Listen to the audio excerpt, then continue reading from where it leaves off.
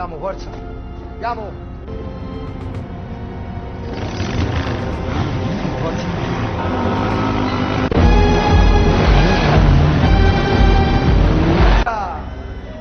E gli si è acchittata una macchinetta nuova, no?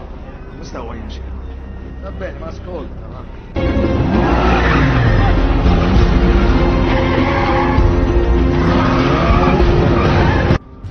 Guarda gli occhi. Sono accesi, non spenti.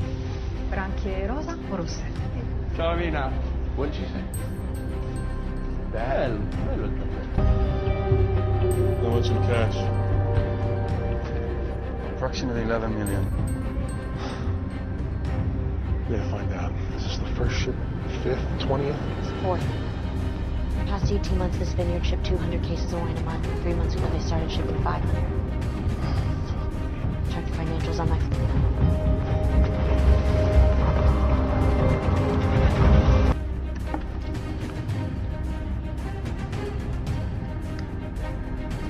Only good men investigate.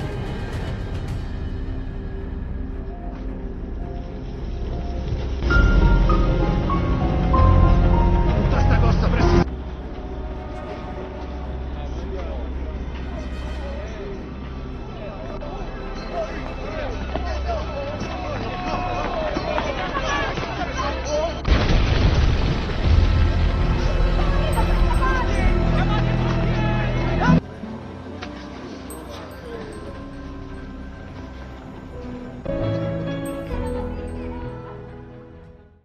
Do I look like a killer?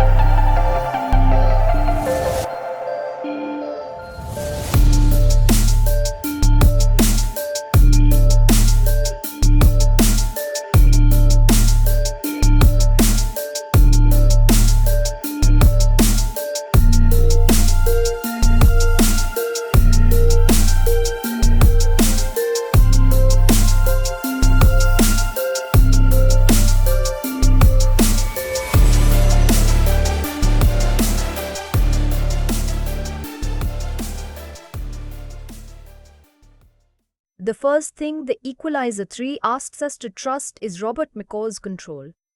Not his morality, not his history, and not even the people around him. Control. The film presents a man whose calmness seems to make uncertainty disappear, and that immediately creates an unusual relationship between character and audience. We may not know exactly what McCall is going to do, but the movie encourages us to believe that he does. That distinction matters. In many action films, suspense comes from wondering whether the protagonist can survive the situation in front of him. Antoine Fuqua's 2023 film approaches Robert McCall differently. His competence is already established. The tension is less about discovering whether he possesses the necessary ability and more about watching what happens when someone who normally sees danger clearly reaches a situation that cannot be reduced to a problem he can simply control. That is where film perspective media begins with the Equalizer 3, because the movie's most interesting choice is not merely that McCall remains dangerous. It is that the film gradually changes the distance from which we understand that danger.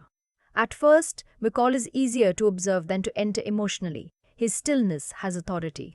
His pauses feel deliberate. Other people often reveal fear, uncertainty, arrogance, or confusion more openly than he does, which gives him an advantage that exists beyond physical ability. He seems to understand the emotional temperature of a room before everyone else has recognized that the temperature has changed. For the viewer, this produces a strange kind of security. We are placed near a character who appears to know more than the people confronting him, yet we are not necessarily given complete access to what he is feeling. McCall can therefore be both the center of the film and one of its most carefully protected interior spaces. That distance is important, because the Equalizer 3 could easily have treated him as nothing more than a familiar instrument of punishment. The audience knows what kind of figure he has become across these films. We understand the expectation created when he enters a threatening environment. His composure tells us that the balance of power may not be what the other characters believe it is. But familiarity can also become a trap. If we look only at McCall from the position of his opponents, he becomes almost mythic. A quiet man whose abilities are underestimated until the consequences become unavoidable. That perspective is satisfying, because it makes his competence feel absolute. It also keeps the character emotionally simple. A myth does not need to explain himself. A myth only needs to arrive. The Equalizer 3 begins to complicate that position by placing McCall in circumstances where being the most capable person in the room does not automatically answer the larger question of what his life is for. The shift is subtle because the film does not suddenly transform him into an openly confessional character. It preserves the restraint that defines him. What changes instead is the environment around that restraint. The people, routines, spaces, and relationships surrounding McCall begin to matter differently, and as they do, his silence becomes open to another interpretation. What first looks like complete self-possession can also be read as isolation. What looks like independence may contain the cost of having nowhere permanent to belong. And what initially feels like another story about a man imposing order on violence may gradually become a story about whether that man can recognize a form of order that does not depend on violence at all. That is the first position the film gives us, confidence in McCall's command of danger. But it does not leave us there. The more important movement is towards seeing the limits of that command, and toward understanding why a man who can control almost every confrontation may still be uncertain about where he belongs when the confrontation is over. Robert McCall can be understood from two very different positions in the Equalizer 3. From one position, he is the familiar figure of absolute competence, a man whose awareness, patience, and capacity for violence allow him to enter situations that overwhelm ordinary people and restore a form of balance. From the other, he is a man whose ability to survive has become so complete that survival itself no longer tells him what kind of life he should be living. That contrast forms the perspective axis of the film. McCall as the man who controls danger versus McCall as the man changed by finally allowing a community to matter to him. The distinction is important because the movie could have built its entire identity around the first side. McCall's reputation as a character already creates expectations. He notices details other people miss. He measures situations quickly. He rarely wastes words. When someone mistakes his calmness for weakness, the audience is usually positioned ahead of that mistake because we understand that his stillness is not helplessness. It is preparation. That produces a specific kind of alignment. We are close to McCall's authority without being given unrestricted access to his interior life. The film lets us understand his methods more easily than his emotional needs. We can recognize when he is evaluating a threat, but it is harder to know what he wants when no threat is present. His competence is visible, his loneliness is quieter. The perspective thesis follows from that imbalance. The Equalizer 3 initially positions Robert McCall through the certainty of his extraordinary competence, but gradually shifts the viewer toward the vulnerability created when his attention moves from eliminating threats to recognizing a life, a place, and relationships worth remaining connected to. That movement changes what the action means. If McCall were presented only as an unstoppable corrective force, every confrontation would reinforce essentially the same idea. Someone abuses power, misunderstands the man in front of them, and discovers that the situation is no longer theirs to control. That structure can be effective, but repetition would eventually flatten our relationship with the protagonist. We would admire the mechanism without learning much more about the man operating it. The third film creates another possibility by making ordinary human connection increasingly important to the way McCall is positioned. Everyday spaces begin to compete with violent spaces for our attention. Conversations that do not immediately advance a confrontation gain significance because they show a form of existence McCall does not usually seem to possess. Instead of asking only how effectively he can respond to danger, the movie quietly asks us to notice how he behaves when he is not required to be dangerous. This is where audience position becomes crucial. A character like McCall can easily dominate a film so completely that everyone else exists merely to demonstrate his ability. Villains become targets. Civilians become people to protect. Allies become witnesses to his competence. The Equalizer 3 still uses some of those familiar functions, but its stronger moments resist reducing the surrounding community to scenery around a lone hero. The more McCall becomes attentive to the lies around him, the more our understanding of him changes. His calmness no longer communicates only superiority. It can communicate observation, caution, and even a hesitant willingness to participate in something beyond his private code. His silence stops being exclusively intimidating. At times, it creates space for other people to define the emotional meaning of a moment. That is a meaningful reversal because McCall is usually the person with informational advantage. He reads rooms. He recognizes danger. He understands the intentions of people who underestimate him. The audience has been trained to value his ability to see what others cannot. But the Equalizer 3 gradually gives importance to something McCall himself may not immediately understand. Other people can see possibilities for him that his identity as a solitary protector has made difficult for him to recognize. The film therefore begins to redistribute authority. McCall still knows more than most characters when danger is involved, but danger is no longer the only category that matters. When the subject becomes belonging, routine, community, or the possibility of staying somewhere rather than merely passing through it, his usual certainty is less complete. This does not make him suddenly fragile in a conventional sense. The film does not abandon the qualities that define him, nor does it require him to explain himself through long emotional declarations. Instead, it changes the context in which those qualities are viewed. Competence remains impressive, but it no longer looks sufficient. Self-reliance remains useful, but it can also resemble separation.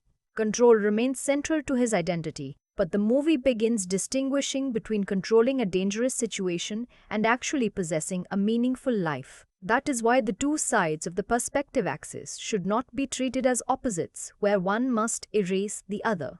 McCall does not stop being the man capable of dominating violent situations so that he can become someone entirely different.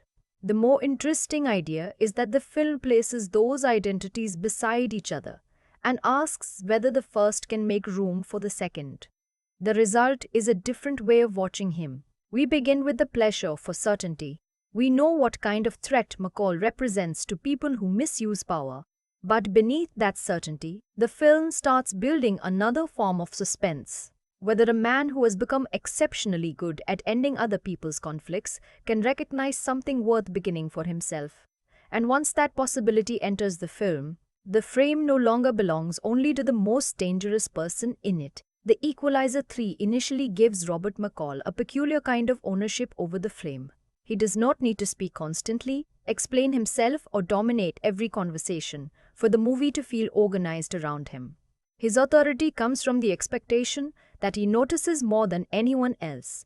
Even when other characters occupy the foreground, McCall's presence changes how we lead the space around them. That makes the opening balance of perspective especially important. The film does not present him as an ordinary traveler entering an unfamiliar environment. He arrives carrying an established history that the audience already understands.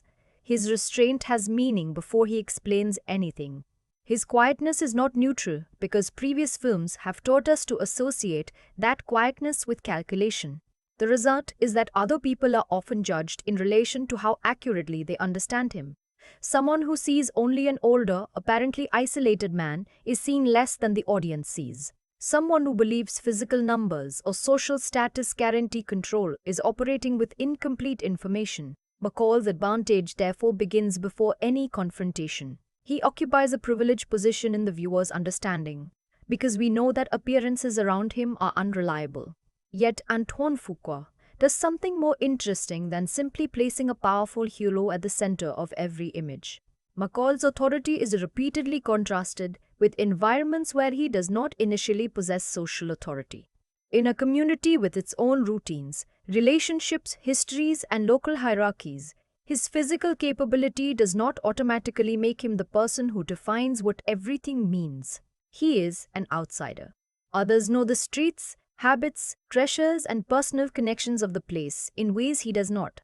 That distinction quietly limits the usual fantasy of total competence. McCall may be able to read danger quickly, but reading a community requires a different kind of attention. The film begins widening its interest whenever he is placed among people whose lives continue without reference to him. Their ordinary exchanges matter because they prevent the world from becoming merely a stage constructed for his intervention.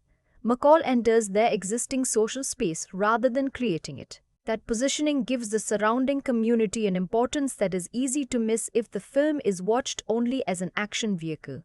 His relationship to these spaces also changes how his body is framed. In threatening situations, McCall's stillness can function almost like a declaration of control. He does not need frantic movement to communicate readiness. The contrast between his composure and someone else's aggression allows the viewer to sense that visible dominance and actual dominance are not the same thing. But in quieter settings, the same stillness acquires another meaning. McCall can appear observant rather than threatening. He waits, he looks, he receives the environment instead of immediately controlling it. That change is crucial because it begins loosening the connection between presence and power. The man who normally reorganizes a room simply by recognizing its dangers is placed in situations where the room has something to offer him. This is where blocking and social positions start working together. McCall's isolation has often been part of his mystique. A solitary figure can appear self-contained, difficult to reach, and therefore difficult to threaten. But isolation also means that other people are frequently arranged around him according to function. They need help, create danger, provide information, or become part of a problem he must solve. The Equalizer 3 gradually makes that arrangement less stable. People begin to matter not because of what they require from McCall, but because their presence changes how he occupies the world. A shared public space can become more revealing than a confrontation. A casual exchange can tell us more about his emotional position than an explanation of his past would. The film allows social proximity to become a form of characterization.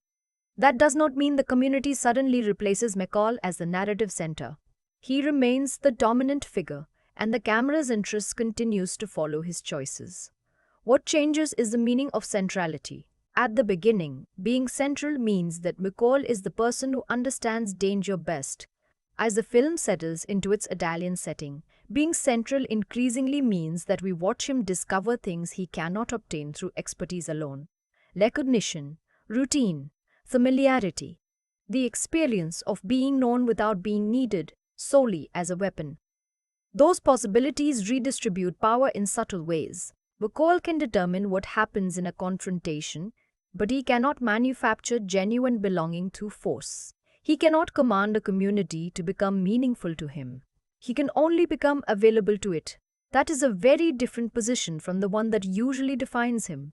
The surrounding characters therefore serve an important perspectival function. They reveal dimensions of McCall that he does not verbalize himself. Their comfort around him, their curiosity, their acceptance, and their willingness to impute him give the audience information that his own guarded behavior would not provide directly. We begin to understand him partially through the way other people make room for him. That matters because the movie never needs to claim that McCall's earlier way of living was false. His independence is real, his discipline is real, his ability to remain emotionally contained has helped define his survival. But a characteristic can be useful and costly at the same time. The frame begins to expose that tension by moving between two forms of authority. McCall owns the frame whenever danger requires perception, judgment, and decisive control. The community owns something different, the meaning of ordinary life that exists after danger has passed. That contrast prevents visual centering from becoming automatic moral approval.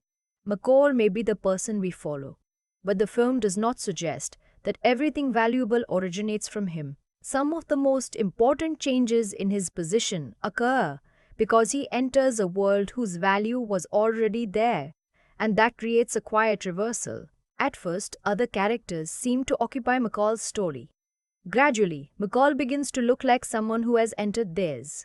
The difference changes the emotional geometry of the film. Instead of a powerful outsider arriving only to correct a broken environment, the movie begins allowing that environment to correct something incomplete in him. His competence still commands attention, but his increasing connection to the people around him complicates who truly possesses authority.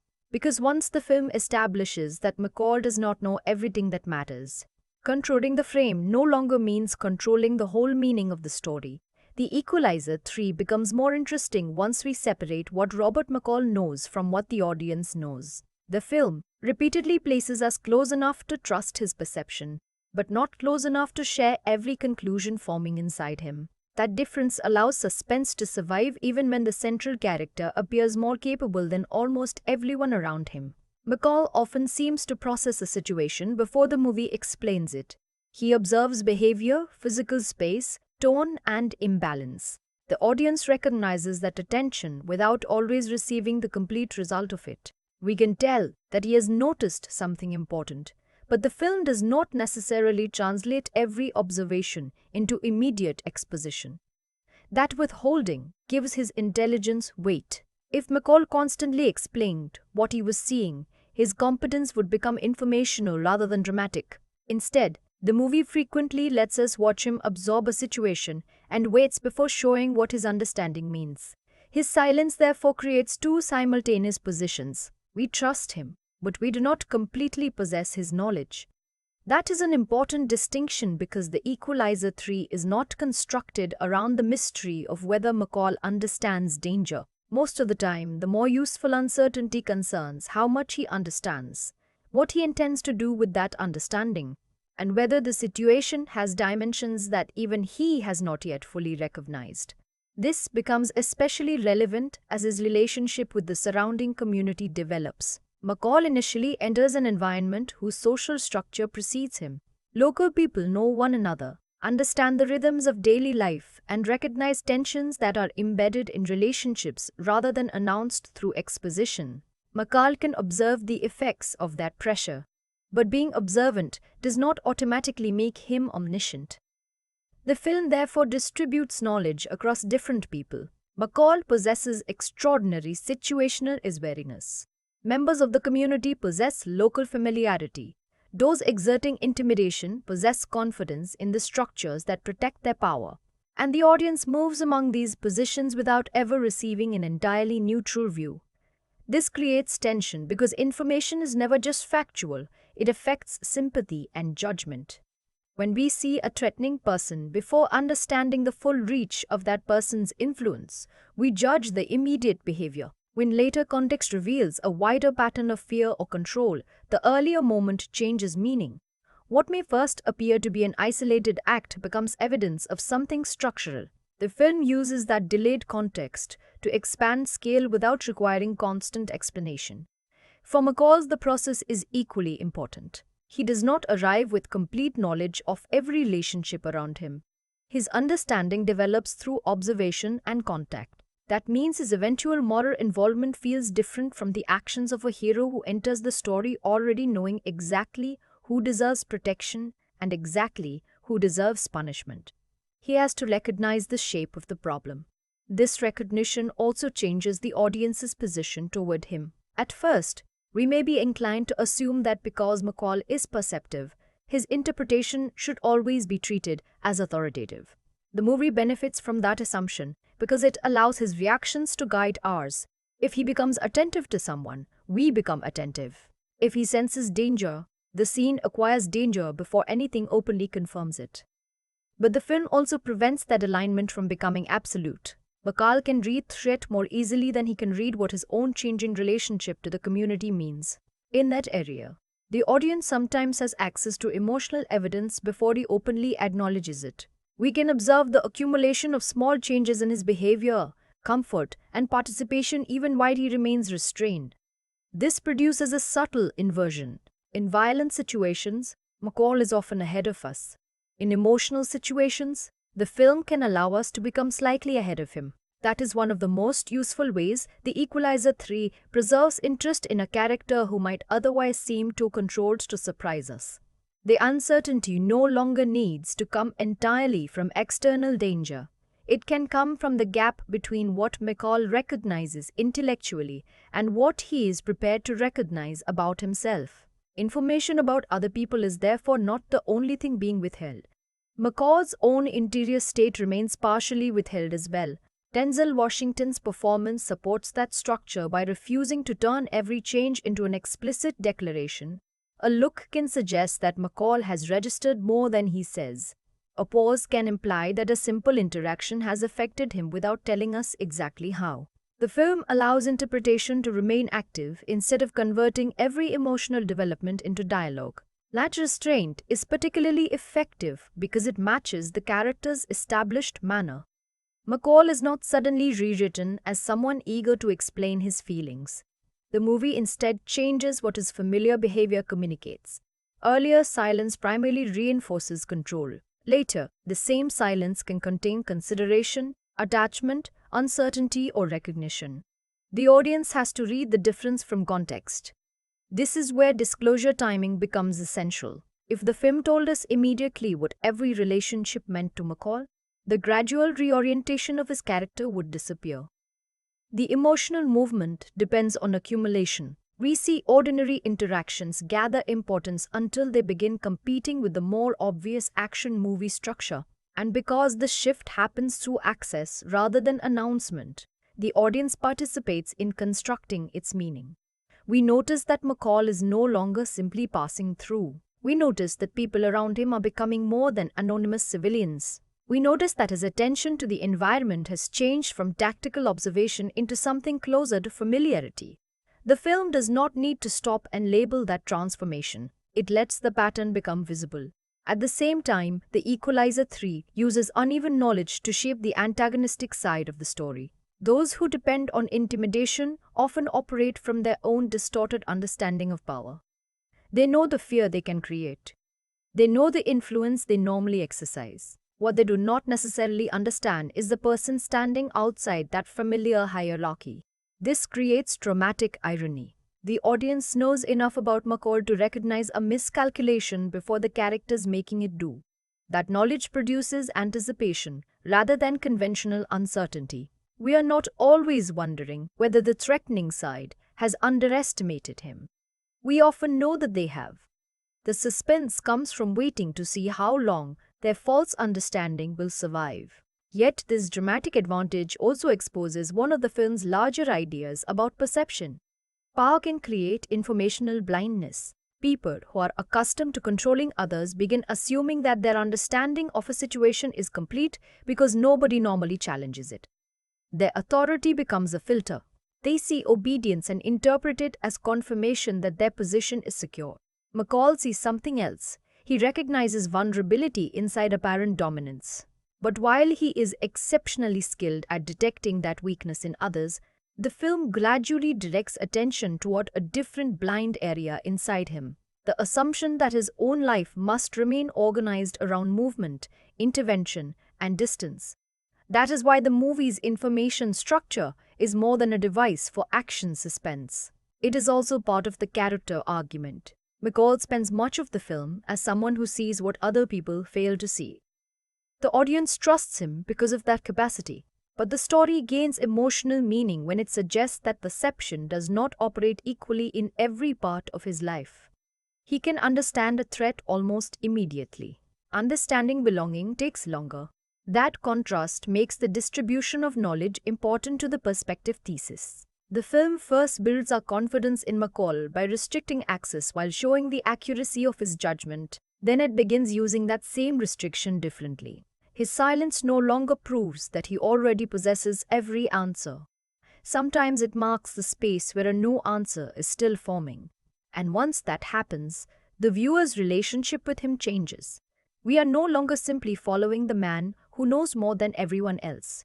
We are watching the moment when a man defined by extraordinary awareness begins to recognize something about his own life that the world around him has been quietly showing him. The first major shift in the Equalizer 3 does not come from Robert McCall suddenly becoming less capable. It comes from the film placing him in a condition where capability is no longer the only thing defining his position. Once he is injured and forced into recovery, the movie temporarily removes the advantage that normally organizes our relationship with him. For perhaps the first time in this story, McCall cannot simply decide when to move on. That matters because movement has always protected him from something deeper than physical danger. A man who is constantly traveling toward the next problem rarely has to answer what happens when there is no next destination. McCall's work gives his life direction. He finds situations in which power has been abused, identifies the imbalance, and acts. That structure makes him useful, but it also keeps him emotionally temporary. He enters other people's crises without necessarily entering their lives. His recovery in Altamonte interrupts that pattern. The film does not suddenly remove his authority. Even while physically limited, McCall remains observant. He watches people carefully. He recognizes shifts in behavior. His instincts have not disappeared. What changes is that observation no longer serves only preparation for confrontation.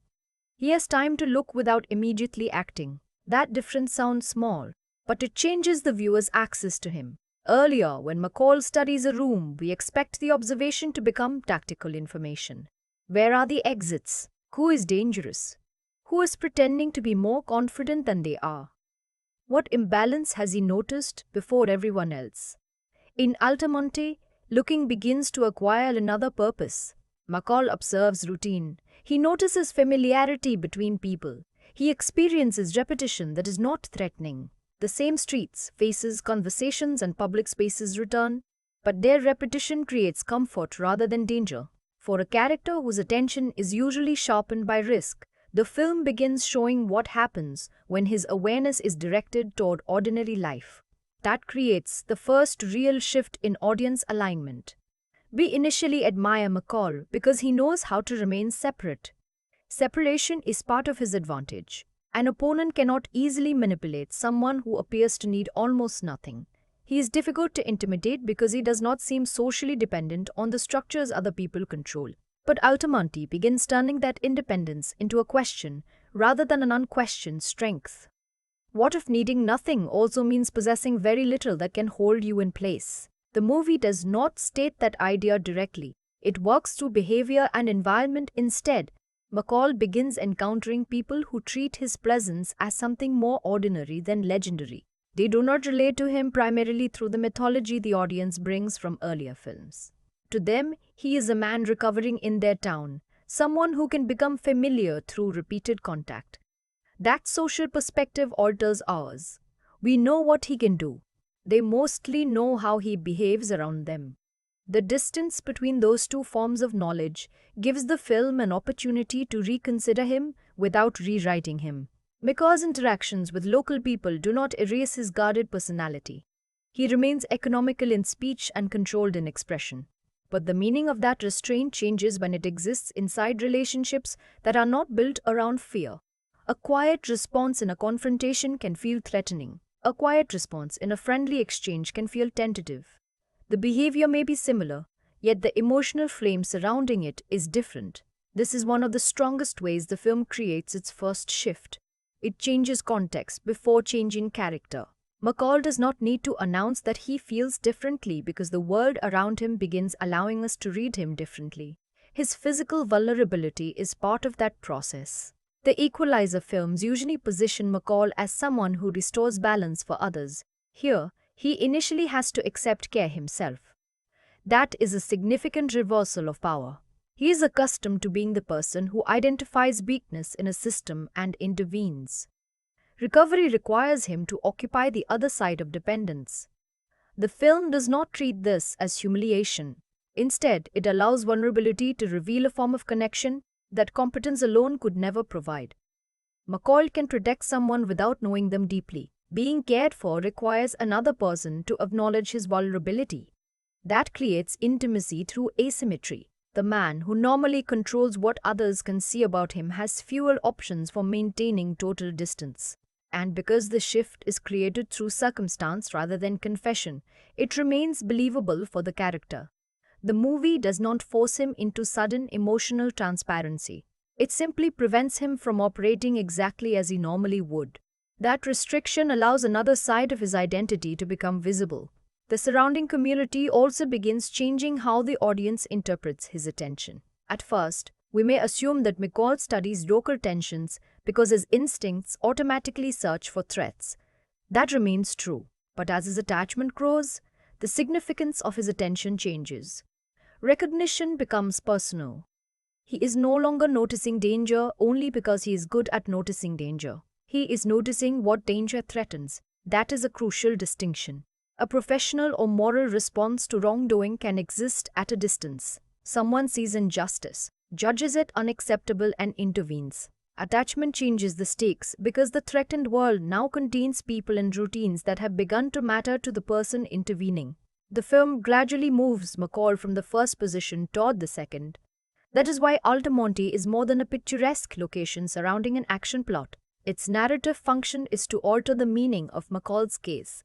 Before this shift, he primarily reads environments in terms of control. After spending time within this community, an environment can become valuable because he belongs inside it. The viewer's judgment changes alongside that movement. His restraint begins to seem less like the perfect condition of a self-sufficient man and more like a protective habit that may no longer be entirely necessary. This does not mean the film rejects who McCall has been. His discipline remains essential. His ability to read danger remains central. His capacity for decisive action remains the foundation of the genre. But the first shift asks us to reconsider whether those qualities represent completion. They may represent survival.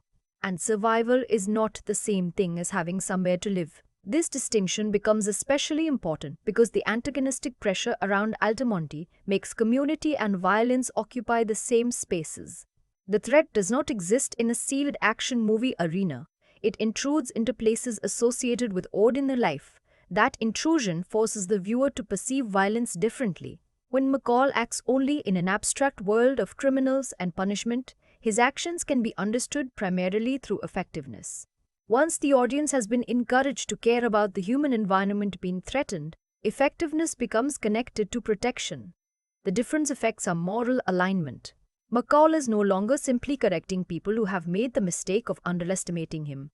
He is responding to an imbalance that the film has taught us to see through the experience of a community. That broader access makes his eventual involvement feel less like an isolated personal code and more like participation. Participation is the key word here because McCall's emotional development depends on moving from observer to participant. At first, he watches the town. Then the town begins recognizing him. Eventually, The question is no longer whether he understands what is happening around him. The question becomes whether he accepts that he is now part of what is happening.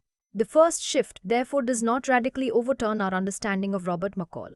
It changes the category through which we evaluate him. We begin with mastery. We move toward belonging. And once belonging enters the film, the viewer can no longer interpret his isolation in quite the same way. What once made him seem complete now begins to reveal what has been missing. Robert McCall is a character built around controlled distance. The Equalizer 3 does not suddenly remove that distance in order to make him emotionally accessible.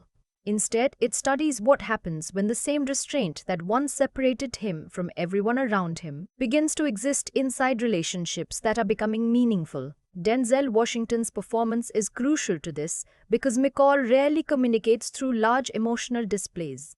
His presence is defined by economy. He can allow a pause to last slightly longer than expected, answer without elaborating, or simply watch another person before deciding whether a response is necessary. That restraint forces the audience to pay attention to changes that would seem insignificant in a more expressive character. The important question is not whether McCall suddenly becomes warm, it is whether the distance around him changes. In threatening situations, distance gives him power. He does not immediately react to aggression in the way an opponent expects. Someone can raise the emotional intensity of a room while McCall remains almost unnervingly still. Because he refuses to match that intensity, he appears to stand outside the emotional rules controlling everyone else. That composure creates asymmetry. The aggressive person needs McCall to be intimidated. McCall does not need anything from them. The audience recognizes this imbalance, and that recognition places us emotionally closer to him even when his interior thoughts remain unavailable. We may not know exactly what he is considering, but we understand that the other person has misunderstood the relationship of power. Outside those confrontations, however, the same self-containment produces a different effect. In Altamonte, McCall encounters people who do not require him to perform authority. They speak to him without knowing the complete history the audience associates with him. Their relationship with him develops through repetition rather than revelation. That difference is essential. The audience carries knowledge that the community does not. We understand the capacity hidden beneath his ordinary appearance. They primarily encounter his manners, his habits, his curiosity, and the gradual familiarity of seeing the same person again. This creates two versions of McCall at once. There is the figure we know, and there is the man they are getting to know. The gap between those versions allows the film to examine character at distance without solving him through exposition. If the local characters were immediately given complete knowledge of McCall's past and abilities, their interactions with him would be transformed by that information. Admiration, fear, or gratitude could begin replacing ordinary connection. By keeping much of his identity outside their immediate understanding, the movie gives McCall the unusual experience of being received without first being defined by what he can do. For a character whose usefulness has shaped so much of his identity that matters, he does not have to earn every interaction by solving a problem. Sometimes he can simply be present. And Washington makes that presence gradually feel different. Small changes in posture and expression become important precisely because the performance remains disciplined. McCall does not need an emotional monologue explaining that the town is affecting him. The movie lets the audience infer change from how comfortably he occupies spaces that initially seemed temporary. Familiarity alters his physical relationship to the environment. At first, he can appear like someone passing through. Later, there is a growing sense that he recognizes the rhythm around him. The distinction is subtle, but the film depends on subtlety because an openly sentimental transformation would conflict with the character it has spent 3 films establishing. McCall's emotional accessibility has to increase without eliminating the reserve that makes him recognizable. The performance manages that by making reaction increasingly important. McCall is usually associated with action, but some of the revealing moments in this film come from seeing him receive something from other people rather than imposing his will on a situation. A gesture of hospitality, a familiar exchange, or the ease with which someone includes him in the social life around him can briefly shift the emotional authority away from McCall. He becomes the recipient rather than the provider. For a character built around service, intervention, and protection, that reversal gives the audience a different form of access. We can see what reaches him without requiring him to explain why. That also means empathy develops indirectly. The movie does not ask us to feel for McCall because he gives a detailed account of loneliness. It allows us to observe the contrast between his ability to function alone and the visible possibility that functioning alone may no longer be enough. Those are not the same thing. A person can be extraordinarily capable of solitude without being fulfilled by it. The Equalizer 3 increasingly places McCall where that distinction becomes visible. His relationship with Enzo, the doctor who helps him recover, is important within this structure. McCall initially encounters him from a position of dependence that is unusual for the character. Enzo's role is not simply to provide medical assistance and disappear. His care establishes one of the earliest conditions under which McCall must allow another person to do something for him. That creates vulnerability without requiring helplessness. McCall remains McCall, but he cannot occupy his usual position completely. And because the film does not dramatize this through humiliation, the dependence feels human rather than corrective.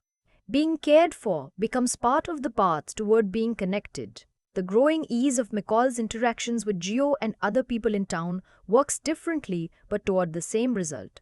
These relationships create a social context in which he is not defined exclusively by danger. The audience can therefore watch his emotional identity being redistributed. His meaning no longer comes entirely from the people he confronts. It increasingly comes from the people beside whom he can exist without confrontation. That distinction is central to how the film manages distance. An action protagonist can become emotionally remote when every supporting character exists, mainly to trigger the next act of heroism. The hero responds, protects, defeats, and leaves. The structure keeps proving the hero's value while preventing genuine mutuality. The Equalizer 3 occasionally moves beyond that structure by allowing the community to provide something McCall cannot provide himself. A sense of place that is more significant than simple affection. Affection can travel with a person. Place requires remaining. McCall's life has often been organized around the ability to enter and leave. His identity functions efficiently without permanent roots. But the film gradually makes staying imaginable, and that possibility changes the emotional interpretation of his behavior. His guardedness begins to appear less like a fixed personality and more like a boundary that can become selectively permeable. The film does not eliminate ambiguity here. We are never invited to believe that every silence has one precise meaning. McCall remains difficult to read because that difficulty is part of the character. What changes is the range of meanings available to us. Earlier, a pause might primarily suggest calculation. Now, it can also suggest appreciation. Earlier, watching another person might indicate assessment. Now, it can indicate interest without suspicion. Earlier, silence protected his authority. Now, silence can exist inside comfort. These changes are small, but because Washington keeps the performance controlled, they become legible. The distance remains. Its function changes. That is why the film does not need to transform McCall into a conventionally expressive protagonist to bring the audience closer to him. Instead of opening his interior life completely, it changes the evidence through which we interpret that interior life. We read him through environment. We read him through environment. We read his reactions. We read him through the increasing contrast between how he behaves when danger demands something from him and how he behaves when ordinary life offers something to him. That final contrast is especially important. Danger is familiar territory for McCall. He knows how to respond to it. Community is less predictable because it requires something beyond mastery. It requires participation. It requires allowing other people to matter in ways that create vulnerability. The closer McCall moves toward that possibility, the more the film changes our emotional distance from him without ever pretending that we fully possess his thoughts. And that restraint is appropriate. The Equalizer 3 does not make McCall interesting by finally explaining everything inside him. It makes him interesting by showing that a character who has spent so long observing the world from controlled distance may finally have found a place where distance no longer needs to be his permanent condition. The blind spot in The Equalizer 3 is not that Robert McCall fails to recognize cruelty. He recognizes it almost immediately. Nor is it that he misunderstands the mechanics of intimidation. Few characters in this world read coercion as quickly as he does. The more revealing limitation is that McCall is far better at diagnosing what is wrong around him than recognizing what his own way of living has excluded. That difference matters because the film initially encourages us to admire the very condition it will later complicate. McCall's independence looks like strength.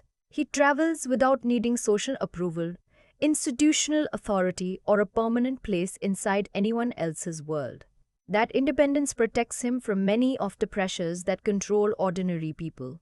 Threats to reputation, status, livelihood, or local belonging have less leverage over someone who appears willing to walk away from almost everything. But the same freedom creates an absence.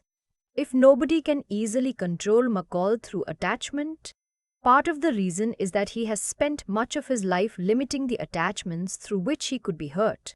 The film does not present this as a psychological diagnosis. It is more useful to see it as a structural blind spot created by the way the character has learned to survive. McCall understands responsibility primarily through action. When something is wrong, he can intervene. When someone is vulnerable, he can protect. When power becomes abusive, he can challenge it. Those actions give him moral clarity. They do not necessarily give him intimacy. Altamonte reveals that difference because the people around him do not fit comfortably into the categories through which he usually understands responsibility. They are not simply victims waiting for rescue, and they are not problems waiting to be solved. They belong to one another before McCall arrives. That existing network of relationships is something his usual perspective cannot immediately reproduce. He can observe it, he can respect it, but participating in it requires another form of vulnerability. This is the blind spot the film gradually makes visible. McCall has become exceptionally good at protecting life without necessarily building one for himself. The distinction also affects how the audience interprets his heroism. An action film naturally directs attention toward the moments when intervention becomes necessary. Those are the moments of obvious dramatic consequence. Violence creates urgency. Threats create choices. McCall's abilities become most visible when someone else's safety is being challenged. Ordinary continuity is less spectacular. A meal, a greeting, a familiar face, or a repeated walk through the same space does not appear as urgent as a confrontation. Yet, the Equalizer 3 increasingly gives those details emotional importance because they reveal what McCall's threat-oriented perception tends to overlook. A life is not only the collection of dangers someone survives. It is also the accumulation of ordinary things that become worth protecting. McCall understands the first idea instinctively. The second becomes clearer to him through experience. This is why the film's community setting does more than provide sympathetic people around the protagonist. It exposes the limitations of a worldview built entirely around individual capability. The residents of Altamonte are vulnerable in ways McCall is not. Their relationships to home, family, work, and one another create points of pressure that can be exploited. From one perspective, those attachments make them less powerful. From another, those same attachments are the reason their lives possess continuity. McCall's attachment protects him from certain forms of control, but it also means that his victories can become strangely temporary. He can end a threat and continue moving. The people he helps remain somewhere. They wake up the next morning. They continue inhabiting the spaces that violence attempted to redefine. That difference complicates the fantasy of the solitary protector. The lone hero appears complete because he needs no one. The film gradually suggests that needing no one may also prevent someone from recognizing what permanence feels like. There is another blind spot operating on the antagonistic side of the story. The men who exercise power through fear understand the community primarily through vulnerability. They see businesses, families, routines, and social ties as leverage. Their perspective reduces attachment to weakness because attachment gives them something to threaten. That interpretation is not entirely wrong. Connection does create vulnerability. What they fail to understand is that connection can also create solidarity. This is where the film's treatment of power becomes more interesting than a simple division between strong and weak characters. The antagonists believe they possess control because people are afraid of losing what matters to them. McCall initially seems powerful because he possesses so little that can be used against him. But the community introduces a third possibility. A person can possess something worth losing and still refuse to surrender it. That possibility begins to change McCall as well. His attachment to Altamonte makes him more vulnerable in one sense, because the threat now reaches beyond abstract injustice. These are no longer interchangeable strangers existing at the edge of his moral code. Their safety matters specifically. The town matters specifically. Remaining there begins to matter specifically. And that specificity changes the meaning of his actions. The film therefore exposes a limitation inside McCall's apparent completeness. His capacity for control can solve immediate problems, but it cannot produce the kind of value that gives those solutions lasting meaning. That value comes from relationship. The movie does not romanticize this by pretending that community automatically eliminates fear or conflict. The people around McCall can be frightened.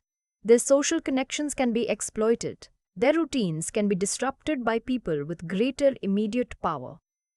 But those weaknesses do not make the community meaningless. They are part of what makes it human. McCall's usual perspective is built around removing vulnerability. The film gradually places him in a world where vulnerability is inseparable from belonging. That is a more difficult problem, because it cannot be solved by becoming untouchable. To belong somewhere means allowing the place to affect you. It means developing preferences, routines, obligations, and relationships. It means acquiring things whose loss would matter. For a man whose strength has often depended on control distance, that possibility represents a profound change in position. The Equalizer 3 does not announce this as a flaw that McCall must correct. It allows the blind spot to emerge from contrast. We see what he can do better than almost anyone. Then we see a form of human experience that those abilities cannot create. That distinction keeps the omission from becoming a plot hole or an unsupported theory about the character. The evidence exists in how the film changes his relationship to place, how other people gradually become more important to him, and how ordinary participation begins carrying emotional weight beside violent intervention. McCall's greatest limitation is therefore not a failure of perception in the tactical sense. It is the narrowness of what he has historically considered necessary. He knows how to survive. He knows how to protect. He knows how to leave. What Altamonte makes newly visible is the possibility that knowing when not to leave may require a different kind of strength. And once the film reveals that blind spot, McCall's independence can never look entirely uncomplicated again. Power in The Equalizer 3 is rarely just a question of who is physically stronger. The film is more interested in who gets to define what is normal, who is expected to remain silent, and whose interpretation of a situation is treated as reality. That makes Robert McCall's presence disruptive long before the full extent of his capabilities becomes relevant. He enters a social order in which intimidation has been repeated often enough to begin looking permanent. The people exerting control over Altamonte do not need to demonstrate their authority from nothing every time they appear. Their influence already exists in the reactions surrounding them. Hesitation matters. Loud voices matter. The instinct to avoid escalation matters. The community understands consequences that McCall initially encounters from the outside. That gives local power an informational advantage. The residents know what resistance may cost. McCall does not carry that same conditioning. This difference affects the way each side leads the other. To those accustomed to control, caution from ordinary people can look like confirmation of superiority. When intimidation repeatedly succeeds, the person using it can begin confusing compliance with consent and fear with legitimacy. The film lets us see the weakness inside that assumption. Authority maintained through fear depends heavily on everyone accepting the same interpretation of the situation. That resistance is too costly, that the people exerting pressure are untouchable, and that the safest response is endurance. McCall changes the view because he does not automatically accept that interpretation. He sees the same behavior but reads it differently. Where the community may see an established danger with consequences extending beyond one encounter, he can identify the dependence beneath the performance of control. The threatening side needs fear to remain credible. remove the assumption of obedience, and its authority becomes less absolute than it appeared. This is where McCall's position as an outsider becomes both a limitation and an advantage. Earlier, his lack of local knowledge placed him behind the community in understanding its relationships. But detachment also means he has not been trained by the local hierarchy to regard its power as inevitable. He has not spent years adapting to the same fear. Therefore, he can look at a structure everyone else has learned to navigate and see that it is still a structure created by people rather than a natural condition that cannot be challenged. That shift matters to the audience because we have already been positioned between two kinds of knowledge. We understand why the community is cautious. We also understand why McCall refuses to interpret caution as proof that those abusing power deserve obedience. The film does not need to make the residents weak in order to make McCall effective. Their vulnerability comes from having lives embedded in the town. Families, businesses, homes, and routines create consequences that a solitary outsider does not initially face in the same way. McCall's freedom from those pressures allows him to act differently. But the film complicates that advantage as his connection to Altamonte deepens. The more the community matters to him, the less completely he occupies the position of the detached outsider. He begins acquiring precisely the kind of attachment that makes other people vulnerable. Normally, that would appear to weaken him. From the perspective of those who understand power only through leverage, attachment should create another pressure point. Yet, the movie gradually reframes attachment as the reason McCall's involvement becomes more meaningful. He is no longer resisting because he exists beyond the community's fear. He is resisting while becoming part of the community that fear is meant to control. That transition changes the moral and emotional meaning of his authority. Earlier, McCall's superior awareness separates him from the people around him. He sees what opponents miss, remains composed when others panic, and rarely allows someone else's confidence to determine his own. Now that same certainty begins serving something collective. His power moves from personal autonomy toward protection. The distinction matters because otherwise the film could reduce Altamonte to a passive population waiting for a uniquely capable American hero to rescue it. The stronger reading is more reciprocal. The town gives McCall something before he gives the town anything final in return. Its people care for him. They include him. They make ordinary life visible to him. They change what he believes staying somewhere could mean. His intervention therefore emerges from an exchange rather than from pure superiority. This does not erase the imbalance in capability. McCall remains unusually able to confront dangers that terrify others. The film makes no attempt to pretend everyone possesses equal options, but perspective changes what that imbalance signifies. Physical or tactical advantage is only one form of power in the film. The ability to establish belonging is another. The ability to make someone feel recognized is another. The ability of a community to preserve its identity despite intimidation is another. McCall excels at the first kind. Altamonte introduces him to the others. This redistribution of value is particularly important for the third film, because an action franchise can easily become trapped by escalation. If every sequel must prove the hero is stronger by giving him larger threats, then power becomes measurable only through increasingly spectacular confrontation. The Equalizer 3 often takes a quieter route. It asks what McCall's power means after his physical superiority has already been established. The answer depends on where we are positioned. From the antagonist's perspective, McCall is initially an error in calculation. He appears to be someone who can be incorporated into the usual system of intimidation until his refusal reveals that the system's assumptions do not apply to him. From the community's perspective, he gradually becomes someone whose presence alters what seems possible. From McCall's own perspective, however, the most significant shift may be that protection is no longer entirely separate from belonging. He is defending a world in which he has begun to imagine himself remaining. That makes power personal without making it purely possessive. The town does not become valuable because McCall claims it. It becomes valuable because he learns to recognize what was already valuable there. That distinction prevents the film from making his authority the source of everyone else's meaning. And it exposes another limitation in the antagonist's worldview. They can understand ownership. They can understand pressure. They can understand pressure.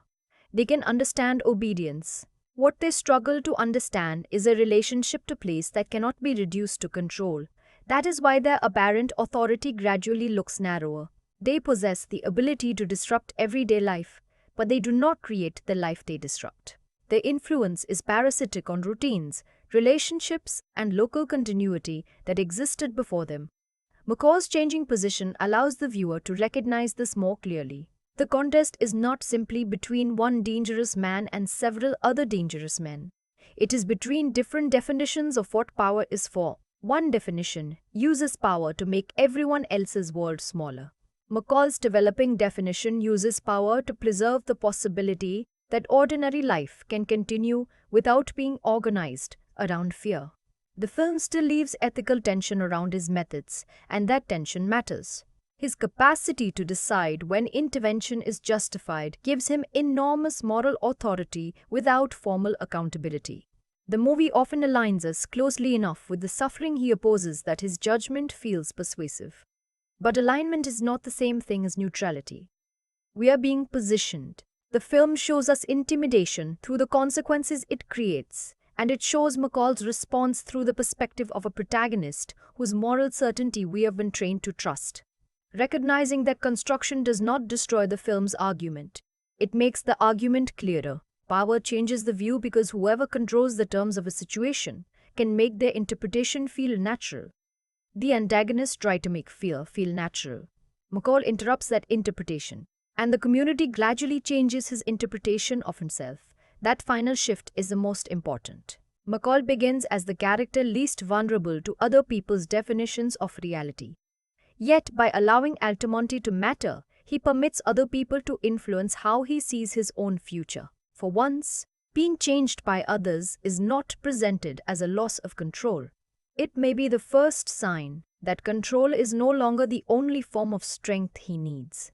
The Equalizer 3 makes Robert McCall easy to support before it makes him easy to question. That ordering is important.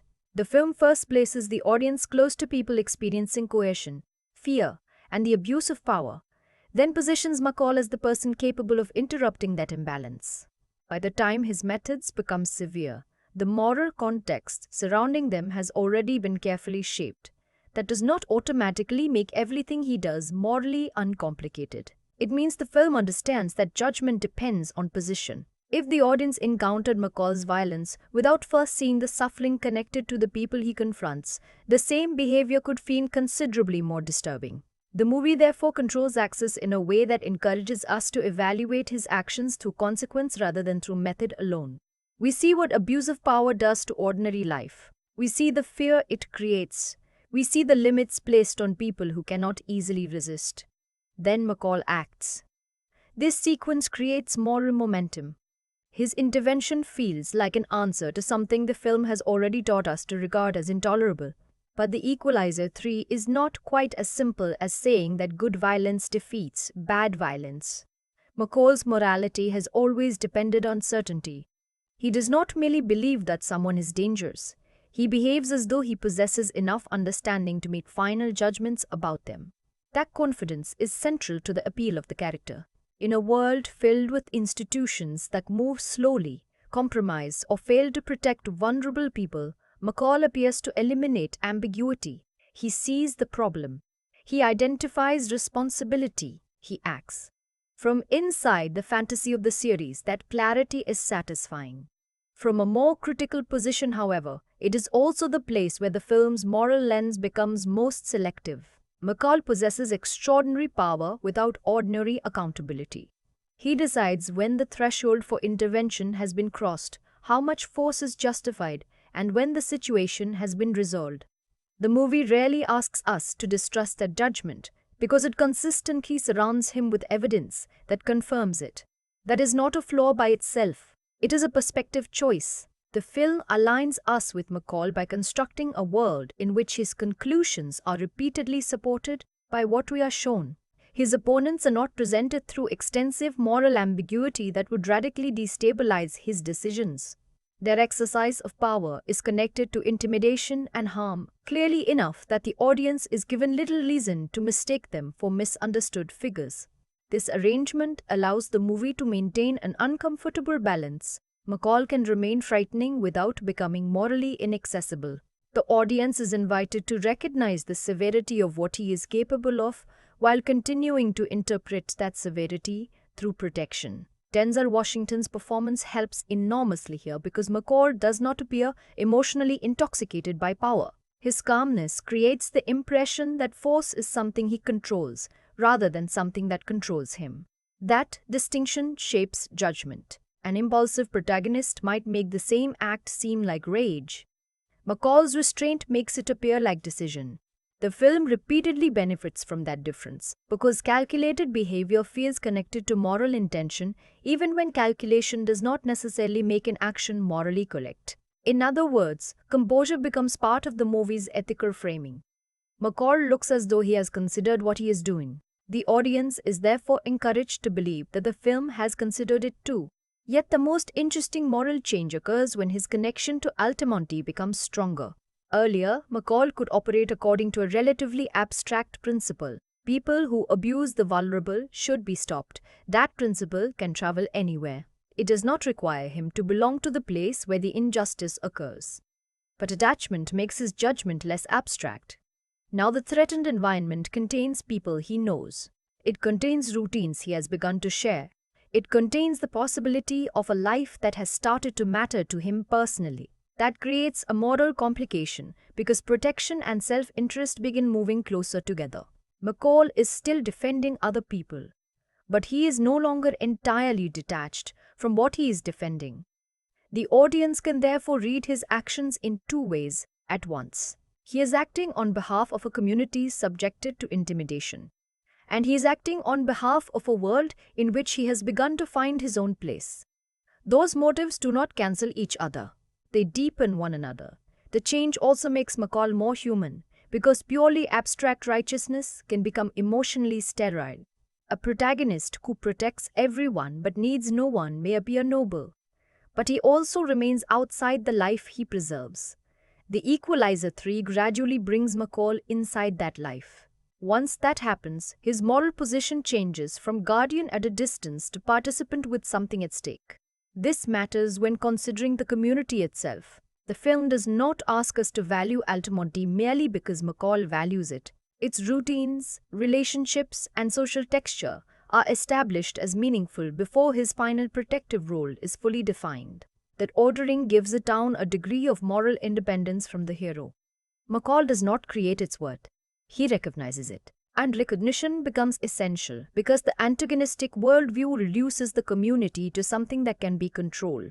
People are treated according to what can be extracted from them, threatened, or forced into compliance. Their attachments become vulnerabilities to exploit. McCall increasingly adopts the opposite position. Those same attachments become reasons the community deserves protection. The moral conflict is therefore also a conflict over interpretation. One side sees ordinary life as leverage. The other comes to see ordinary life as value. The film clearly guides the audience toward the second position. But a perspective analysis also has to recognize what the movie keeps outside its moral field. We are given enough information to condemn the abuse surrounding the community, but comparatively little space is devoted to examining alternative mechanisms of justice with the same dramatic seriousness. The genre depends on McCall being the unusually effective answer. Institutional responses exist within the world of the film, but the emotional center belongs to the individual who can act immediately. That focus makes the fantasy efficient. It also narrows the range of questions the story has to answer. If the film spent too much time examining procedural accountability, legal uncertainty, or the consequences of allowing one person to exercise private moral authority, the clean alignment around McCall would become harder to maintain. Instead, the Equalizer 3 keeps returning us to outcomes. Who is being harmed? Who is frightened? Who has the ability to stop it? Those questions make McCall's position persuasive even when they do not resolve every ethical problem his methods create. This is where the audience should distinguish between the film presenting an action and the film proving that action to be universally justified. The movie strongly aligns us with McCall. That is a formal achievement, not an objective moral argument.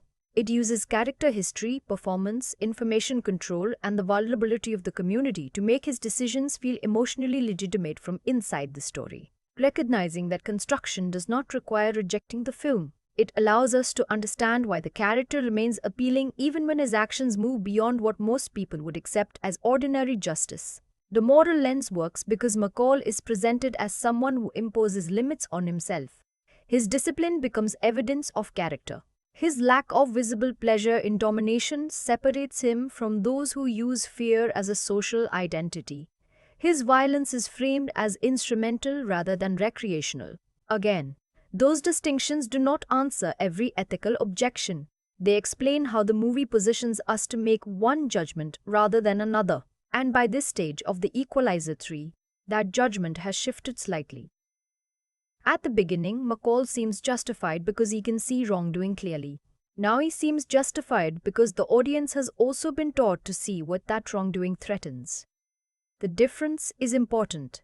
His morality is no longer defined only by opposition to bad people. It is defined increasingly by attachment to something good. That makes the film's ethical perspective more emotionally substantial, even while its central fantasy remains intact.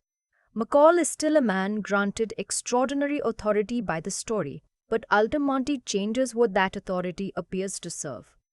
The viewer is no longer asked merely to admire someone who can punish those who abuse power. We are asked to understand why the preservation of ordinary communal life has become meaningful enough for him to stop standing outside it. And that is the moral reorientation at the center of the film. The question is no longer simply whether Robert McCall can determine who deserves consequences. It is whether the man who has spent so long defining justice through what he is willing to confront has finally discovered a life that can define justice through what he is unwilling to lose. Equalizer 3 changes our understanding of Robert McCall not only through what happens to him, but through the way the film controls distance. Antoine Fuqua repeatedly uses space, framing, editing, and sound to decide whether McCall feels like a man inside an environment or an almost abstract force moving through it. That difference becomes one of the clearest formal expressions of the movie's changing perspective. When McCall is placed in threatening situations, the filmmaking often reinforces his ability to control attention. He does not need constant movement to dominate a scene. Stillness becomes visually important because the people around him frequently generate more visible agitation than he does. Their gestures, voices, and attempts at intimidation create motion around someone who appears unwilling to surrender his center. That contrast affects how we read power. A louder character may appear to own the room socially, but the camera's patience around McCall encourages us to question that appearance. The film has trained us to understand that his quiet observation is active rather than passive. When he looks, he is processing. When he waits, waiting rarely means uncertainty. The visual distance around him therefore creates expectation. A close view of McCall can give us access to tiny reactions without explaining them. A wider composition can emphasize how little physical effort he needs to appear separate from the energy around him.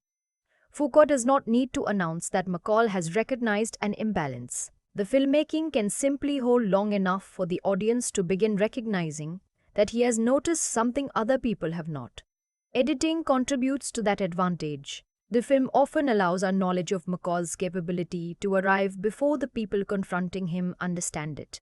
That creates dramatic irony through order. We do not necessarily receive every detail of his thinking, but the sequence of looks, reactions, and consequences encourages us to trust that the information he has gathered is more complete than theirs.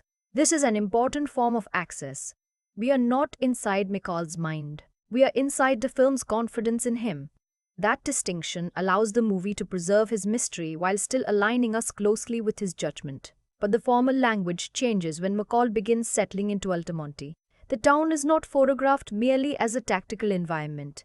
Streets, public gathering places, homes, cafes, stairways, and views become spaces through which familiarity develops. Their repeated appearance gradually alters their function. At first, they are locations McCall is observing. Later, they are places he recognizes. Eventually, They begin to feel like spaces in which he can be recognized in return. That progression matters because repeated geography creates emotional access without requiring exposition. The audience learns the town partly through McCall's increasing ease inside it. The difference can be understood through movement. Early on, McCall often seems to pass through environments with purpose. His presence is directional. Even when he is physically still, we sense that he is evaluating what comes next. As Altamonte becomes familiar, movement can feel less goal-oriented. A walk no longer needs to function purely as transit toward a problem. Existing in the space becomes meaningful in itself. That changes the viewer's relationship with time. Action sequences naturally compress attention around threat. We look for danger, decisions, and consequences. Quieter passages create a different tempo, allowing ordinary behavior to acquire importance. The slower rhythm is not merely a pause before the next confrontation. It gives the film space to establish what violence would disrupt. This is where the town's visual and sonic life becomes part of the perspective argument. Ambient sound, public conversation, movement through shared spaces, and the general presence of other people create a sense that McCall is surrounded by life, rather than merely surrounded by potential threats. The world sounds inhabited. That sounds obvious, but it matters for a character whose strongest scenes often depend on isolating danger. In confrontational moments, sound can narrow attention. A pause, a reduced background, or the emphasis on immediate spatial information can make a situation feel enclosed. In community scenes, sound expands the world around him.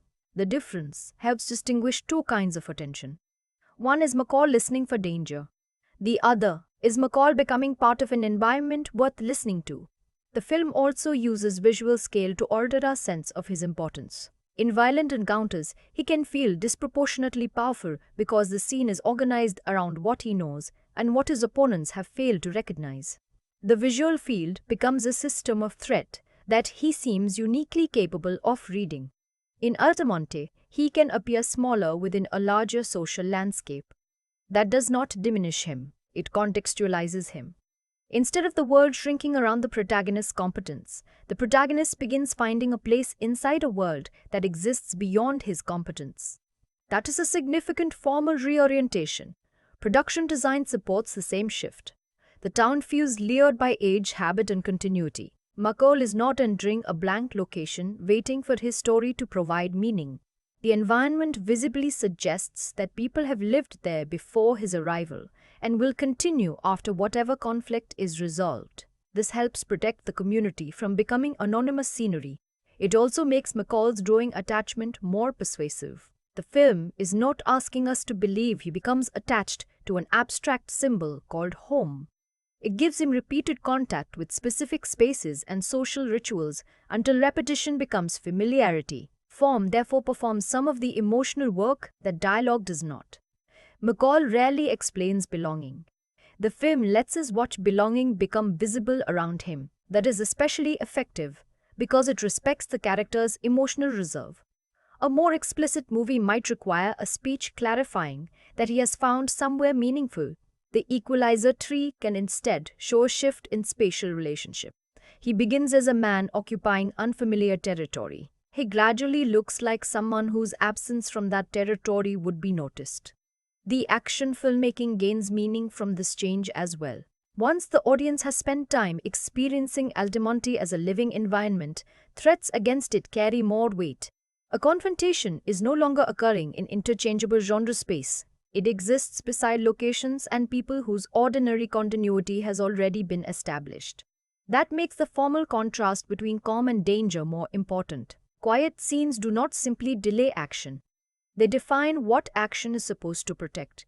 And this is where the movie's style most clearly serves its perspective. McCall's abilities remain impressive, but the visual and sonic world gradually refuses to let those abilities become the entire point. Camera stunts, editing rhythm, repeated geography, and environmental sound keep redirecting attention from the man who can control violence toward the life that exists beyond violence. The film therefore alters perception by changing what appears valuable in the frame. At first, value comes from watching McCall understand spaces better than everyone else. By the time Altamonte has become familiar, Value comes from understanding why one of those spaces might finally be worth staying in. Once the ending is visible, the opening of the Equalizer 3 looks less like the beginning of another assignment and more like the final expression of Robert McCall's old way of living. He enters the Sicilian winery alone, surrounded by people who understand power through fear, and leaves behind the consequences of a judgment he has already made. The missing context eventually clarifies that the money at the center of his visit was not personal profit. McCall had gone there to recover money stolen from an elderly couple through a cybercrime, extending the familiar pattern in which he enters someone else's injustice, corrects it, and expects nothing for himself. That revelation preserves the moral identity we already associate with him. But it also reveals the limitation of that identity. McCall can cross enormous distances for people whose problem has become his responsibility without allowing those people to become part of his permanent life. He can care deeply while remaining structurally detached. His morality travels with him, but his home does not. The injury that follows the winery therefore becomes more significant in retrospect. It is not merely a device that slows an extraordinarily capable protagonist so that the film can place him in Altamonte. It interrupts the basic rhythm by which McCall has organized himself. He arrives, he evaluates, he intervenes, he leaves. This time, leaving becomes impossible, and because he cannot immediately continue, other people acquire access to him in a way that his normal mobility prevents. Bonucci finds him when he is in no condition to maintain complete independence, and Dr. Enzo Arisio treats him in Altamonte. The man who usually enters other people's lives because they need him begins this portion of the story because he needs them. That reversal becomes the hidden foundation of everything that follows. Earlier in our analysis, McCall's recovery appeared to be the first major shift from control toward dependence. The ending allows us to see that dependence differently. It is not merely something he survives before returning to his previous condition. It is the doorway through which another possible life becomes visible. McCall does regain physical control. What he does not regain is the emotional simplicity of being able to treat Altamonte as just another place. The town has already seen him vulnerable. It has already allowed him to exist there without requiring him to prove his usefulness. That matters, because McCall's established relationship with the world is transactional, in a very unusual sense. He gives far more than he receives. He intervenes for people without demanding repayment. His generosity is genuine. Yet constantly being the giver can still preserve distance. If McCall is always the person who helps, protects, knows, and decides, then other people rarely have the opportunity to become necessary to him. Altamonte changes that. Enzo's care is not something McCall can provide for himself in the moment he needs it. The community's acceptance is not something he can manufacture through superior skill. Belonging cannot be seized, it can only be offered and accepted. That is why the later conflict with the Quaranta brothers becomes more than another equalizer problem. Marco and Vincent represent a form of power built around the opposite understanding of community. To them, relationships, businesses, homes, and local attachments are useful because they can be pressured. Their authority expands by making ordinary people believe that protecting what they love requires submission. McCall sees immediately why that system is morally intolerable. But the ending clarifies why this particular system becomes personally intolerable to him. He is not only witnessing an attack on strangers, he has begun discovering himself among the people being threatened. This is where the earlier perspective axis finally collapses into a single final position. McCall as the man who controls danger, and McCall as the man changed by community no longer function as separate possibilities. The film combines them. His ability to confront danger becomes the means through which he protects the possibility of remaining connected. That changes the meaning of his competence. Earlier in the trilogy, competence can often appear self-contained. McCall leads extraordinary perception because he operates alone. His isolation and his effectiveness reinforce each other. In Altamonte, effectiveness begins serving participation. He is still the person who can act when others cannot. But now action protects a life in which he has a place. The difference is subtle enough. that the film never needs McCall to declare a philosophical transformation. Instead, it lets the final stretch reframe earlier details.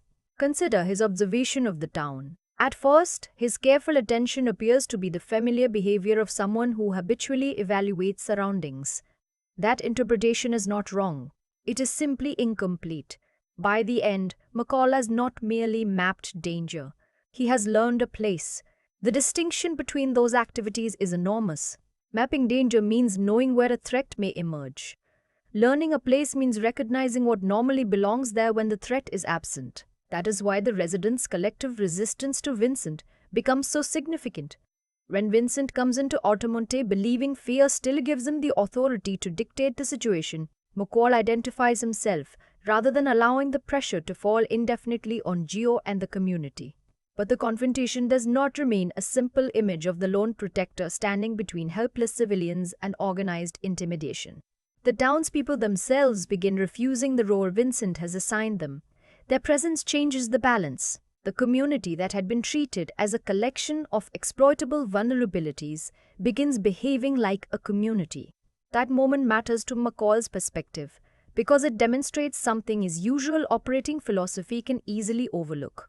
Protection does not always mean standing in front of people who have no agency. Sometimes protection preserves the conditions in which other people can exercise their own agency. The distinction keeps McCall from becoming the sole source of courage in the town. He can alter what is possible. He does not own the meaning of everyone else's resistance. Vincent's retreat therefore creates a revealing contrast between two kinds of authority. His authority depends on people remaining isolated by fear. The town's emerging authority depends on people recognizing that they are not isolated. McCall belongs to that second arrangement now. Not above it, inside it. The final confrontation with Vincent pushes the film back toward McCall's familiar territory. He again becomes the quiet figure operating with overwhelming informational and psychological advantage. Vincent, who has treated other lives as material for his own power, finally discovers that intimidation does not function against someone who refuses its premise. The film handles his defeat with the harsh finality expected from this franchise, using the criminal operation's own destructive world to turn Vincent's power back against him. The important point for this analysis is not the mechanics of the punishment, but its perspective. McCall does not become more emotionally fulfilled because he proves once again that he can defeat a dangerous man. We already knew that. The meaningful revelation comes afterward. The enemy is removed, but McCall's story does not end with him walking alone toward another destination. That is the real break from his old pattern. The subplot involving Emma Collins provides another version of the same idea. McCall anonymously directs the CIA officer toward the criminal activity connected with the winery, initially placing her in a familiar position relative to him. He possesses information. She follows the trail created by that information. Again, McCall seems to be the person ahead of everyone else. But Emma's significance changes when the film reveals her relationship to Susan Plummer. She is Susan's daughter. McCall's connection to her is therefore not accidental, and his final message that her mother would have been proud of her makes the relationship part of a longer emotional continuity, extending beyond this film's immediate conflict. That reveal is small in plot terms but large in perspective terms. Susan's death in the previous film could have reinforced the idea that attachment inevitably becomes loss, making McCall's controlled distance seem even more understandable. Emma represents another possibility. Relationships do not survive only through memory. They can continue through responsibility, recognition, and connection to the people left behind. McCall does not replace Susan through her daughter. The film does something quieter. It shows that his history does not have to exist entirely as absence. This recontextualizes his contact with Emma throughout the movie. What initially seems like McCall selecting a capable young CIA officer because she can follow the information he provides becomes more personal once we understand why he chose her. He has been guiding someone connected to a person who mattered deeply to him, and unlike his relationship with Altamonte, this connection comes from his past rather than his newly imagined future. The ending therefore surrounds McCall with continuity in both directions. Emma connects him backward. Altamonte connects him forward. Between them stands a man whose defining survival strategy has often been emotional self-containment. That is why the recovered money matters as more than a loose plot detail. McCall eventually ensures that the stolen pension money reaches the elderly couple it belonged to. The act completes the mission that brought him into the film. Structurally, he could leave at that point. The debt is corrected.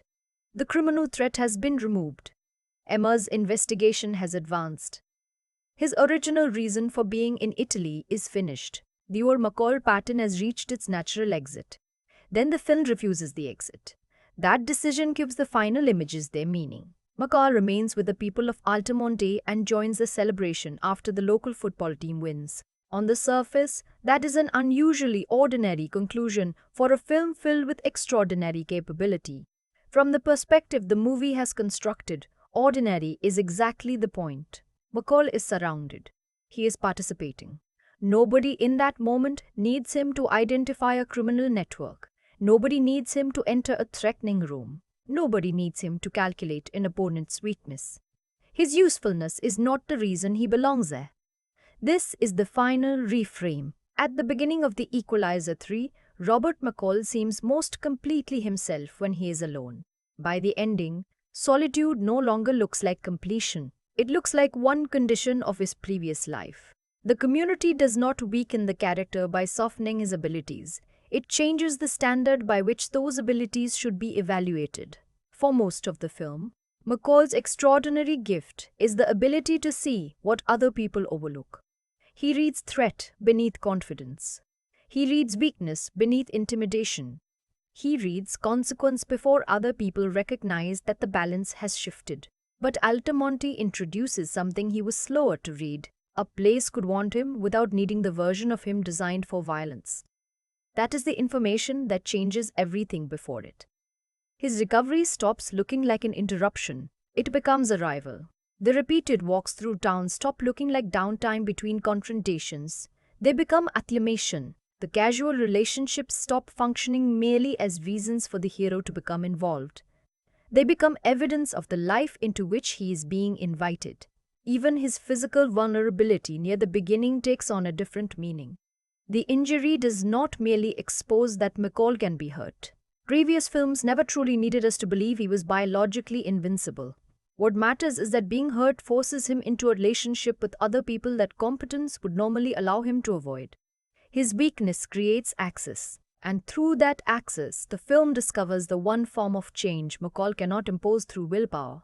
He can decide to protect someone instantly. He cannot decide to belong instantly. Belonging requires repetition, recognition, receiving, staying long enough for a place to stop being temporary. That process is why the final celebration completes the movie more effectively than another image of McCall walking away would have. A departure would confirm that nothing fundamental had changed. He would remain the man who enters threatened worlds, restores balance, and disappears before anyone can truly incorporate him into the life he saved. Staying reframes the entire pattern. The Equalizer has spent years giving other people the possibility of returning to normal life. The third film finally imagines normal life as something Robert McCall might be allowed to share. There is still an uncomfortable edge to that conclusion because the film never resolves every moral contradiction surrounding him. McCall remains a character whose idea of justice grants enormous authority to his personal judgment. The narrative strongly validates that judgment by constructing opponents whose behavior leaves little moral uncertainty about where our sympathy should lie. That simplicity sometimes limits the film, but it also makes the emotional shift easier to isolate. The Equalizer 3 is not fundamentally trying to persuade us that McCall has discovered a new method of justice. He discovers a new relationship to the life his justice is supposed to preserve. That is more significant than another victory. The original perspective axis can therefore be resolved without choosing one version of McCall over the other. The man who controls danger is real. The man who controls danger is real. The ending argues that the second gives the first a destination. McCall's capabilities once allowed him to move through the world without being claimed by it. Altamonte changes the meaning of that freedom. A person who can leave anywhere may eventually discover that the greater freedom is being able to stay somewhere by choice. And that is why the final image of connection matters more than the destruction of Vincent's power.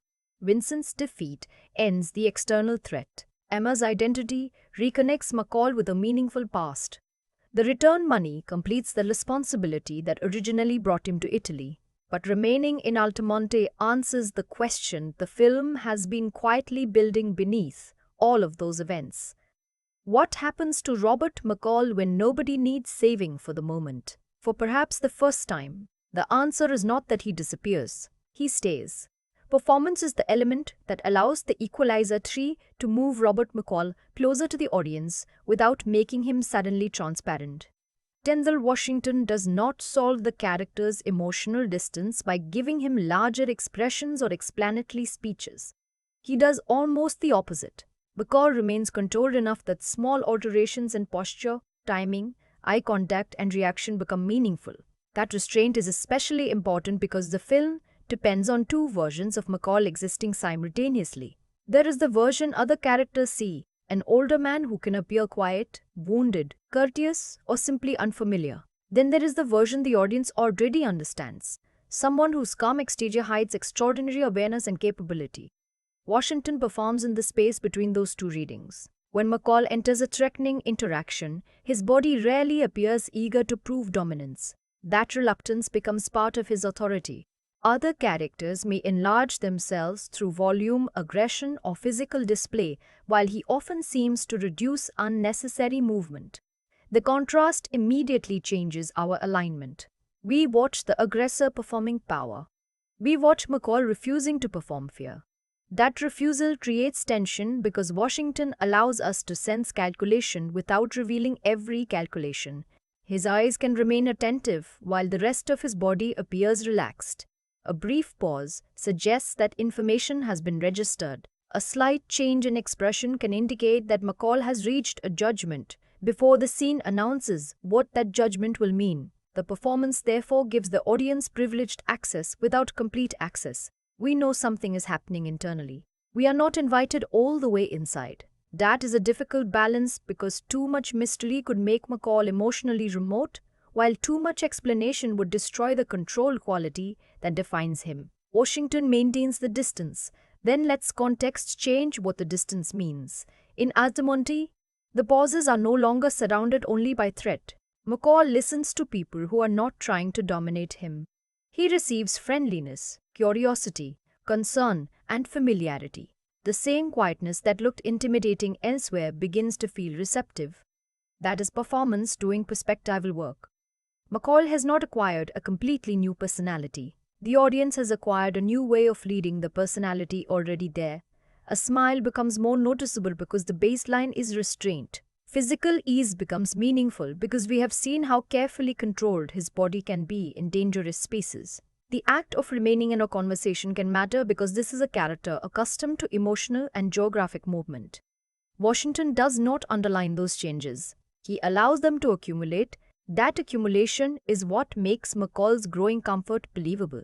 A more obvious performance might communicate transformation faster, but it would risk making the development feel imposed on the character.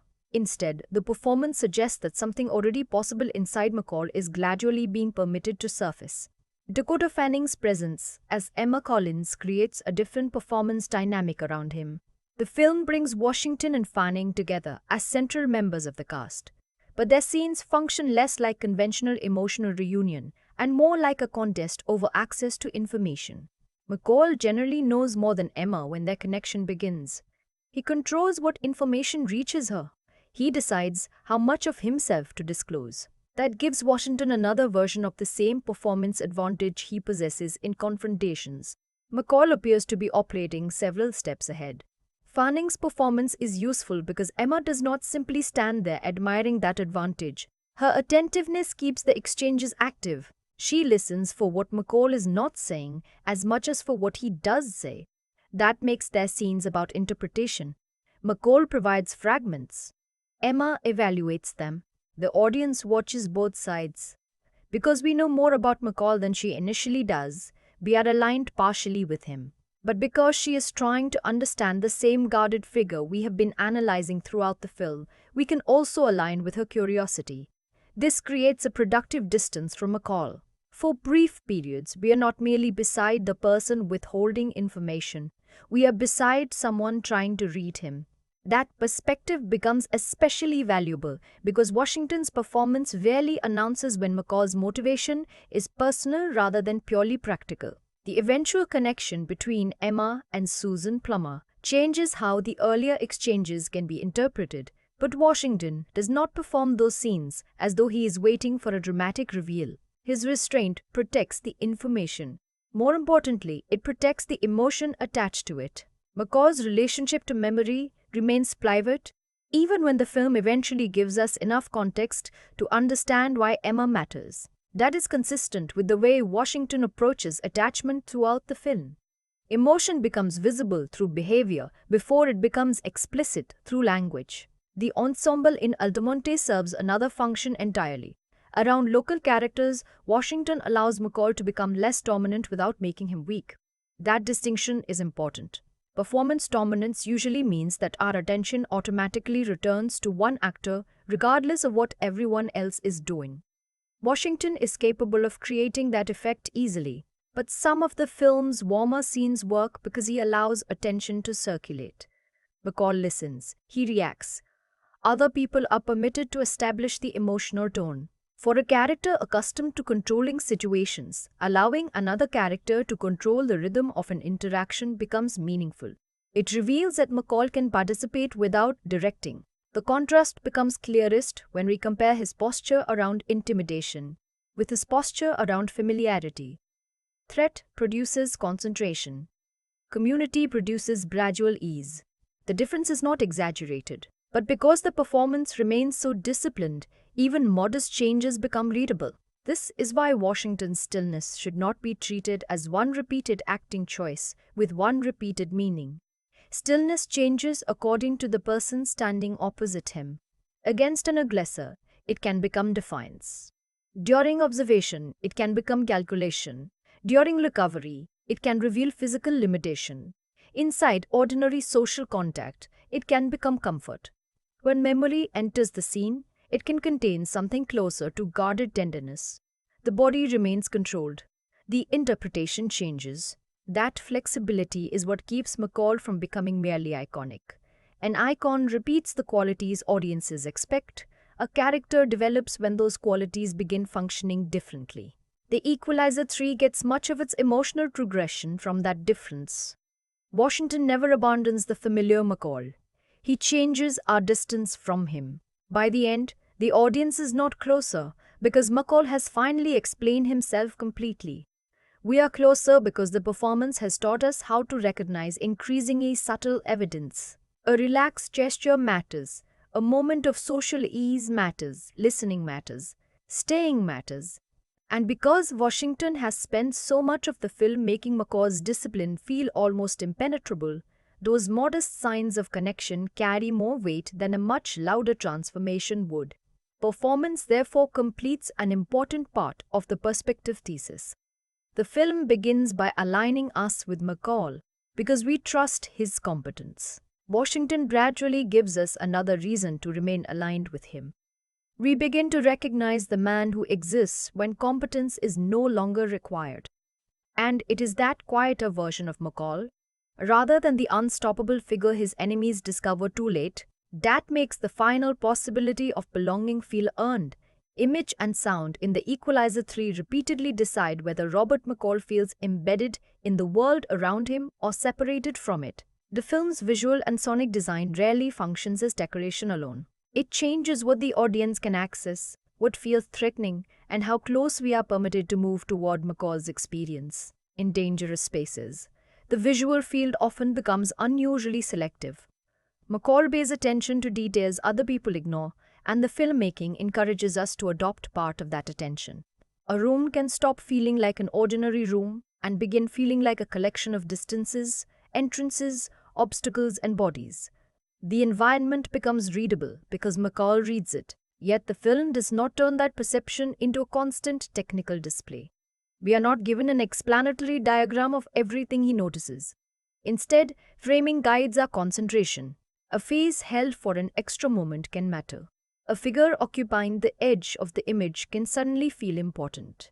The relationship between McCall and another person inside the frame can tell us who appears confident and who actually possesses control. This selective access keeps McCall impressive without fully translating his awareness into information for the audience. We understand the effect of his perception before we completely understand its contents. That is one reason his confrontations create anticipation even when their broad outcome may seem predictable.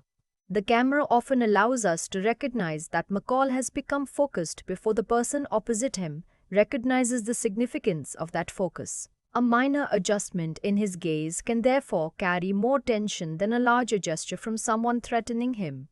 Sound reinforces the same imbalance. Aggressive characters frequently attempt to control an encounter through voice, interruption, or the noise of their presence. McCall rarely needs to compete at the same volume. That contrast makes quietness active. When the sonic environment becomes less crowded around him, attention sharpens.